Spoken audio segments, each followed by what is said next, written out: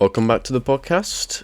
This podcast will be covering the understanding of capacitance. So at its core, capacitance is a measure of a capacitor's ability to store charge per unit voltage. The equation C equals Q over V lays the groundwork, where C is capacitance, Q is the charge, and V is voltage. Simple, right? But there's more to the story. So you see, capacitance isn't just about storage, it's about the interaction between electric fields and conductive materials.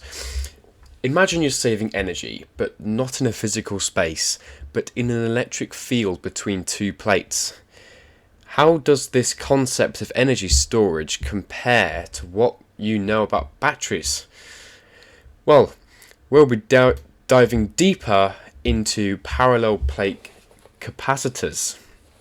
So these are the basic building blocks of capacitance, consisting of two conductive plates separated by an insulating material known as a dielectric.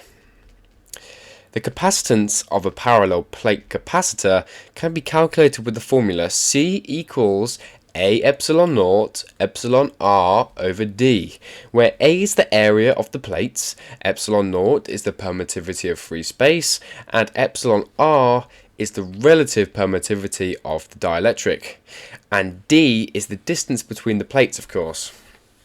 So dielectrics increase capacitance by reducing the electric field within the capacitor, which in turn allows it to store more charge.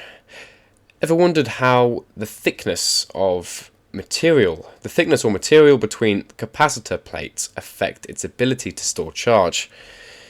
Well, now in segment 3 we'll be delving into energy stored in a capacitor. So capacitors don't just store charge, they store energy. The energy stored in a capacitor can be expressed in the formula E equals a half QV, which is also equal to a half CV squared, which is also equal to a half Q squared over C. So this equation tells us that the energy increases with the square of the charge or voltage, but it's not just about the amount of energy. It's about how capacitors manage energy in circuits, providing bursts of power when needed. How do you think this energy storage and release mechanism impacts the functionality of electronic devices? Now I'll be delving into segment 4, which is the charging and discharging of capacitors. So a fascinating aspect of capacitors is how they charge and discharge. You see, when charging, a capacitor gradually accumulates charge until it reaches the voltage of the power source. The time it takes to charge or discharge through a resistor is defined as a time constant, which is RC, where R is the resistance and C is the capacitance. The equation Q equals Q naught E to the power of minus T over RC describes the discharge, while charging is described by the equation Q equals Q naught multiplied by 1 minus E to the power of minus T over RC. This behaviour is crucial in timing circuits, such as blinking LEDs or computer clocks. Imagine controlling the flow of time with electronics. How do capacitors play into this?